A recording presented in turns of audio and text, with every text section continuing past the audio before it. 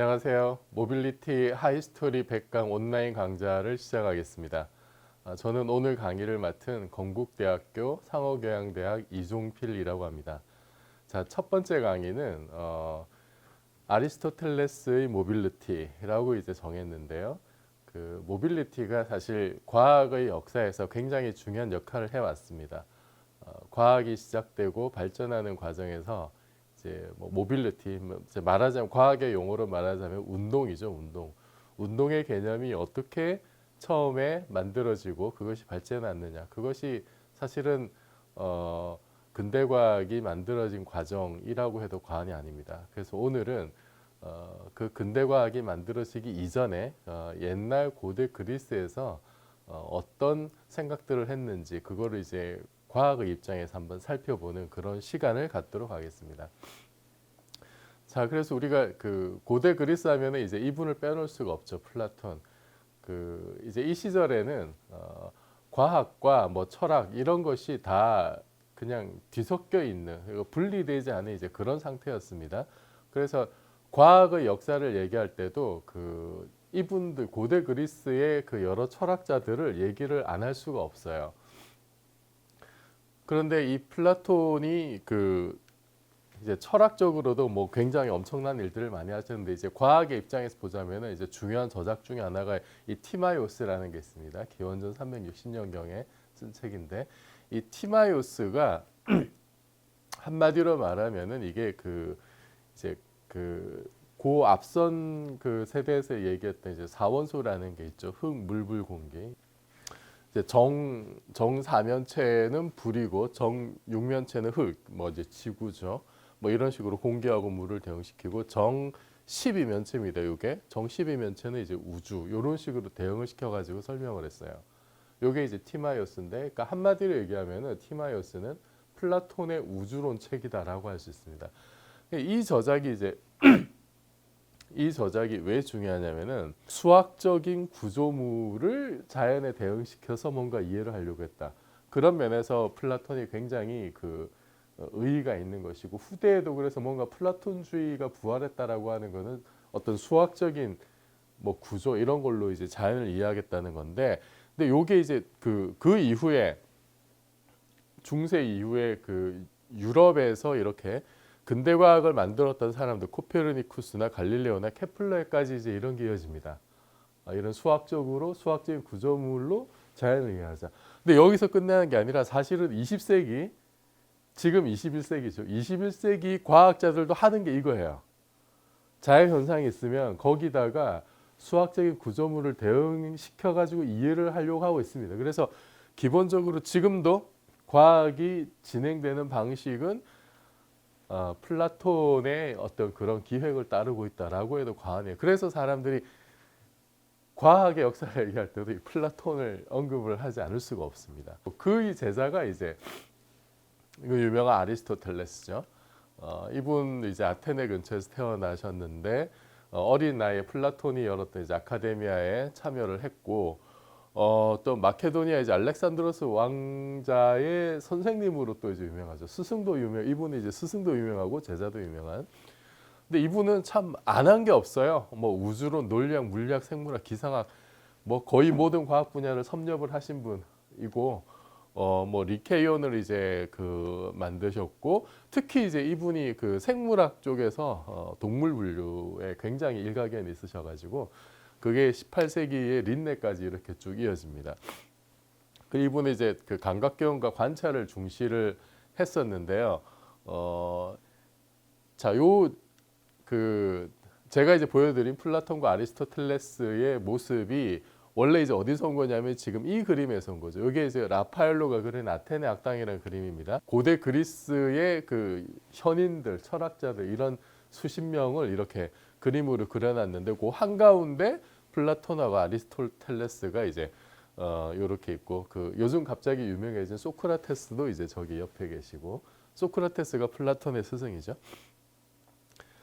그래서 여기 한가운데 보면은 플라톤과 아리스토텔레스 스승과 제자가 있는데, 자, 이 그림을 보면은 그 이제 여러분도 대충 아시겠습니다만 이 스승과 제자가 일단 그 입고 있는 색깔도 좀 다르고요, 그죠? 옷의 색깔도 다르고 스승은 이제 손가락으로 하늘을 가리키고 있고 제자인 아리스토텔레스는 손바닥으로 땅을 이제 가리키는 이런 모션을 취하고 있습니다. 그래서 요게 그냥 그린 게 아니라 이제 이게 그 플라톤이 얘기했던 이데아, 천상의 어떤 세계 이제 이런 거를 이제 가리키는 거고 아리스토텔레스는 상대적으로 이 감각 현실을 중요하게 이제 여겼죠. 그래서 현실에서 일어나는 문제 상대적으로 그래서 자연과학 지금 우리가 얘기하는 자연과학에 훨씬 더 관심이 많았다. 이게 스승과 제자가 비슷하면서도 상당히 다른 그런 모습으로 이제 이 그림에 구현을 했고요. 여기 보면 책들을 이제 하나씩 끼고 있는데 이거는 제가 그 몇 년 전에 직접 그 바티칸 박물관에 갈 일이 있었는데 그때 가서 제가 직접 찍은 사진입니다. 이때는 그 이제 그림이 다시 이제 복원이 돼 있는 상태였는데요. 이게 이제 그 플라톤이 들고 있는 책이죠. 이 붉은색이 플라톤이었죠. 그래서 이 플라톤이 들고 있는 책은 역시나 이 티마에였습니다. 우주론 책. 자신의 우주론 책을 이렇게 끼고 있고 그 옆에 있는 그 아리스토텔레스가 들고 있는 이 책이 이제 그 다 보이진 않는데 이게 이제 에티카 뭐 윤리학 책을 이렇게 끼고 있어요. 스승과 제자가 이제 이런 식으로 좀 비슷하면서 다른 그런 모습을 라파엘로가 아테네 학당이라는 그림에서 이제 이렇게 구현을 했습니다. 아리스토텔레스는 좀 이분법적인 세계관, 요거는 이제 스승에게서 물려받은 거라고 할 수가 있죠. 그러니까 스승이 이제 이데아론을 이제 펼쳤는데 그게 뭐 대표적인 이분법이라고 할 수 있는데 아리스토텔레스도 기본적으로 어떤 그런 시스템을 좀 받아들여서 그래서 지상과 하늘을 구분합니다. 요게 이제 그 아리스토텔레스의 어떤 천체관 이거하고 연결이 되는 거죠. 그래서 그 경계가 되는 게 이제 달이에요. 달 아래와 이제 달 위가 구분이 되는데 달 아래 세계는 우리가 사는 지상계. 그러니까 여기는 이제 4원소, 엠페도클레스가 얘기했던 흙, 물, 불, 공기. 요 4원소에 의해서 만물이 이제 변화하는 그런 좀 불완전한 세상이에요. 달 아래 세상은 우리 인간들이 사는 세상이잖아. 불완전하고 좀 아름답지 못하고 뭐 이제 그런 세상입니다. 그 다음에 달 너머 세계. 거기가 이제 천상계예요. 천상계. 이 천상계는 완벽한 세상입니다. 그리고 거기를 채우고 있는 게 이제 제5원소라고 하는 이제 아이테르가 차 있는 그 영원하고 완전한 세상. 모든 것이 완벽한 세상. 그래서 이게 완전히 구분돼 있어요. 완벽한 세상과 그 아래 좀 불완전한 세상. 이 이분법적인 사고를 가지고 있고 이게 그 아리스토텔레스가 그 자연과 우주를 바라보는 기본적인 어떤 관점입니다. 그리고 운동에 대해서 이 모빌리티에 대해서도 이제 이런 얘기를 하는데 자 내적 동인 요런 게 있어요. 이게 이제 뭐냐면은 한마디로 얘기하면 이제 이런 겁니다. 이제 자유낙하에 대한 건데요. 자 우리가 무거운 애를 놓으면 이거 그냥 땅으로 떨어지죠. 가벼운 깃털은 위로 올라가고 이게 관측적 현실입니다. 거기에 대해서 아리스토텔레스가 이제 이런 식으로 설명을 합니다. 무거운 물체는 무겁다는 그 본질, 그 본질 때문에 무겁다는 본질이 이제 어디에 있냐면 그게 지구, 무거움의 중심인 지구에 있다. 그래서 그 본질을 쫓아가는 운동을 한다. 가벼운 애는 깃털같이 가벼운 애는 가볍다는 본성을 가지고 있는데 그 본성이 있는 고향이 어디냐? 여기 천상이라는 거죠. 그래서 깃털은 이렇게 위로 올라간다. 이렇게 설명하는 겁니다. 이런 설명이 이제 그 다분히 좀 보면은 목적론적인 어떤 설명이죠. 운동을 할 때 뭔가 얘가 어떤 뭐 자기 본성이 있고 그 본성의 고향을 쫓아가는 뭔가 좀 목적지향적인 어떤 그런 식으로 이제 운동을 설명합니다. 그 다음에 이런 본성적인 운동만 있는 게 아니라 강제적인 운동도 있는데요. 이 강제적인 운동은 이거는 이제 물체가 자기 성질, 자기가 고유하게 가지고 있는 어떤 본성을 쫓아가는 그런 본성적 운동 말고 그거를 거스르는 운동이 이제 강제적인 운동인데요. 요게 이제 가능하려면은 사실은 그 이전에 그 아리스토텔레스에 앞섰던 레오키포스나 데모크리토스가 이제 원자 개념으로 세상을 설명한 적이 있었습니다. 그거하고는 상당히 좀 상반된 어떤 견해를 가지고 그 운동을 설명을 하는데 그 아리스토텔레스는 원자가 있으면은 원자가 없는 빈 공간, 진공 상태가 존재해야 되거든요. 근데 그거를 이제 인정하지 않습니다. 인정하지 않고 이 우주는 진공 없이 모든 것이 그냥 연속적으로 가득 차 있다라고 생각을 해요. 그래서 뭔가 접촉을 해야 운동이 이제 지속이 된다라고 이제 얘기를 합니다. 그걸 이제 접촉 물리학이라고 해요.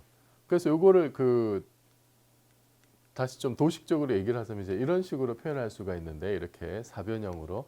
그래서 천상계 운동이 있습니다. 천상계는 달 위의 세상인데 거기는 완벽한 세계, 완전한 원 운동을 합니다. 그냥 가만 냅둬도 그냥 이렇게 천상에 있는 천체들은 그냥 제갈 길 가죠. 그리고 가장 완전한 도형인 원의 모양을 가지는 그런 운동을 한다. 완전한 원 운동을 하는 게 천상계 운동입니다. 그다음 지상계 운동. 지상계는 불완전하고 더러운 세상이에요.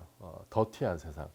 여기서는 이제 불완전한 직선 운동이 이제 일어나게 되고, 근데 그 본성적인 운동과 이제 강제적인 운동이 있는데, 본성적인 운동은 이제 물체 본연의 장소, 물체가 가지고 있는 자기 본성의 어떤 고향, 오리진을 쫓아가는 어떤 그런 운동으로서 이제 낙하운동, 무거운 애는 무거움의 중심이 지구로 가고 가벼운 애는 위로 올라가고 이제 그런 식으로 얘기를 하는 거고, 그 다음에 강제적인 운동은 이제 본성적 운동을 거스르는 운동인데, 이게 가능하려면은 뭔가 물체에 접촉을 해서 계속 힘을 줘야 돼요. 그래서 아리스토텔레스 입장에서 자, 마차는 왜 움직이느냐? 이거는 이제 아리스토텔레스의 관점에서 설명을 하는 겁니다. 마차는 말이 끌어야 움직이죠, 당연히. 말이 끌어야 움직이는데, 그래서 말이 접촉 기동자 역할을 하는 겁니다. 이거 우리 경험하고 너무 잘 맞는 얘기죠. 너무나 당연한 얘기입니다. 너무나 당연한 이야기예요. 말이 접촉 기동자 역할을 해서 말이 마차에 묶여가지고 접촉을 해서 말이 앞으로 끌어져야 마차가 움직입니다. 그리고 말이 멈추면 마차도 멈춰요. 그러니까 외부에서 말이라고 하는 어떤 원인 요소가 작용하지 않으면 마차는 멈춥니다. 그러니까 외부에서 접촉해서 힘이 작용하지 않으면 운동이 일어나지 않아요. 그게 아리스토텔레스가 이야기하는 거죠. 그래서 말을 마차에서 떼어내면은 이게 접촉 기동자가 없으니까 마차는 움직이지 않습니다. 힘이 없으면 운동이 없는 거예요. 그러면 어떻게 해야 됩니까? 이제 다시 마차를 움직이려면은 그럼 다시 말을 묶든지 아니면 사람이 마차 뒤에서 밀면 그러면 사람이 접촉 기동자가 되는 거죠. 그러면 다시 이제 마차가 움직이게 됩니다. 자, 그 아리스토텔레스 운동관에서 가장 설명하기 어려운 운동 중에 하나가 뭐냐면 투사체 운동입니다. 비스듬하게 던져 올린 물체. 그 이제 대표적으로 야구공. 자, 우리의 류현진 투수가 투구하는 모습인데요. 자, 야구공은 왜 날아갈까? 야구공을 이렇게 던지면은 그러면은 야구공이 손을 떠나기 전까지는 사람의 손이 접촉 기동자 역할을 하겠죠. 역할을 하는데 손을 떠난 순간 어떻게 되느냐? 떠나서 이렇게 허공을 날아가는 거는 그러면은 아리스토텔레스 운동관에서 어떻게 설명을 할 수 있을까? 이제 이런 궁금증이 생기잖아요.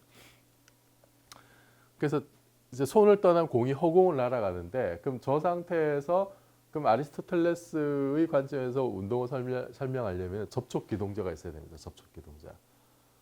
그러면 저 때의 접촉 기동자가 뭐냐면은 이제 공기인 거예요. 공기. 허공을 날아가면은 공의 앞쪽에 있는 공기가 압축이 됩니다. 이게 이제 아리스토텔레스의 이제 설명인데 앞쪽에 있는 공기가 압축이 되고 공의 뒤쪽은 상대적으로 이제 공기가 희박해지게 되겠죠. 그러면은 어떻게 되느냐? 앞쪽에 압축된 공기가 공 뒤쪽을 메웁니다. 뒤쪽을 메우고 그래서 이 공기가 공을 앞으로 밀어준다고 보는 거예요.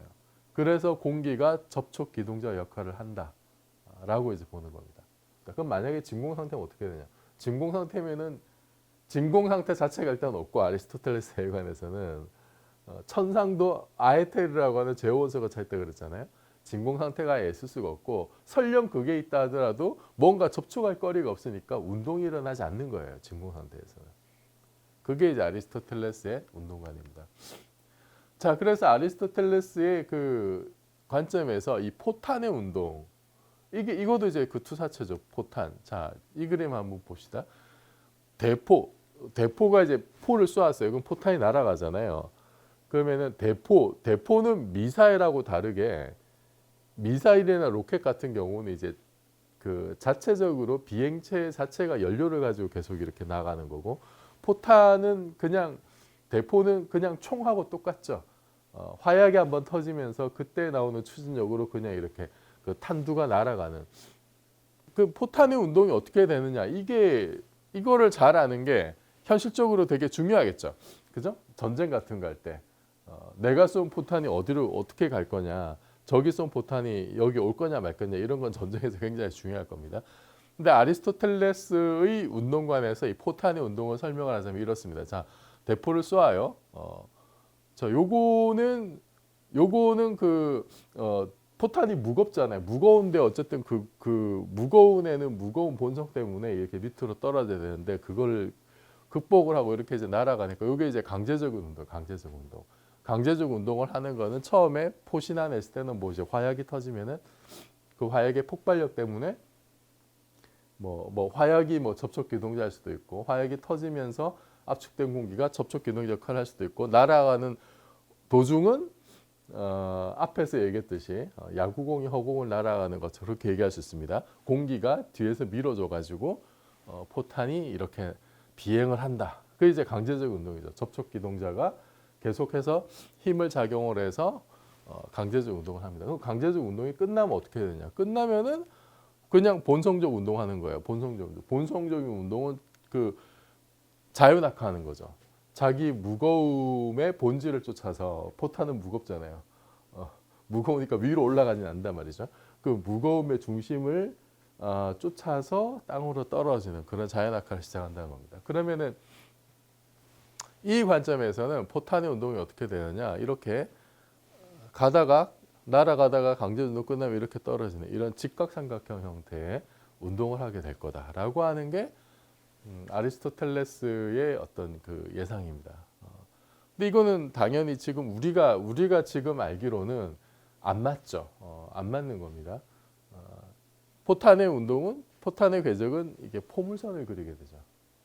그런데 이제 그 중세 암흑기 중세가 이제 그 저물고 르네상스가 막 태동하던 무렵에는 이제 여러 가지 새로운 어떤 시도들이 있긴 한데 뭐 대표적으로 이제 하나 소개를 하자면 자, 방금 말씀드렸듯이 무엇이 야구공을 날아가게 하는가 이 질문에 대해서 어쨌든 그 중세까지 지배적이었던 아리스토텔레스 운동관에서는 자, 이렇게 설명을 합니다. 모든 운동에는 원인이 있고 그게 이제 그 강제적 운동의 접촉 기동자가 이제 그 운동의 원인이 되는 거죠. 야구공을 둘러싼 매질 이 공기인데 그 공기가 접촉 기동자 역할을 해서 야구공을 계속 움직이게 한다. 그래서 야구공 앞에 밀린 공기가 뒤로 가서 그 뒤에 빈자리를 메워서 계속 밀어준다. 공기가 접촉 기동자 역할을 해서 야구공을 밀어준다. 이게 이제 아리스토텔레스가 설명하는 방식인데 이것과 차이가 있는 설명을 한 사람 중에 대표적인 사람이 이제 장 비리당이라고 하는 프랑스의 신부님이신데요. 뭐 신부님이면서도 뭐 철학도 하고 이것저것 그 고민하셨던 분인데 이제 이분은 이제 운동 원인이 이렇게 외부에서 접촉 기동자에 있는 게 아니라 야구공 내부에 있다. 그래서 던지면은 사람이 야구공을 던지면 그 야구공 안에 임페투스라고 하는 어떤 요소가 생긴다고 본 거예요. 임페투스. 그래서 이 임페투스가 계속 운동 원인으로 작용을 한다. 그래서 이 임페투스가 계속 이제 운동을 만들어낸다라는 거죠. 이게 이제 그 뭐 뉴턴 역학으로 가면 이제 그 운동량이라고 하는 게 모멘텀이라고 하는 거하고 좀 연결이 뭐 직접적인 관련은 없습니다만 어쨌든 그거하고 조금 비슷한 개념이긴 한데 이런 식으로 그 자체 내에서 물체 자체 내에서 뭔가 운동의 원인을 찾으려고 하는 이런 시도들이 있었어요. 뭐 그렇다고 이게 완전히 옳은 설명 방식이냐? 이게 나중에 이제 뭐 근대 과학으로 뭐 뉴턴 역학으로 완전히 이어졌느냐? 그렇지는 않습니다. 그렇지는 않지만은 어쨌든 이 시기에 그 대충 뭐 중세가 좀 이렇게 마무리돼가던 이런 시기에 아리스토텔레스의 운동관을 극복하고자 하는 이런 시도가 있었다. 그리고 요게 이제 요 시대가 이제 지나고 나면은 이제 뭐 여러 사람들이 등장을 해서 근대과학을 만들었던 뭐 코페르니쿠스도 나오고 뭐 케플러나 갈릴레오가 등장을 하면서 뭐 천상의 여러 가지 문제도 해결하고 그 다음에 지상에서의 운동도 이제 극복을 하게 됩니다. 그때까지 한 2000년이 걸렸다는 거죠. 그래서 아리스토텔레스가 상당히 중요한 인물이고 저분의 그 운동과 모빌리티를 어떻게 극복했느냐가 결국은 근대과학이 성립하게 된 중요한 계기가 됐다고 말씀드릴 수 있습니다. 자, 여기서 강의를 마치겠습니다.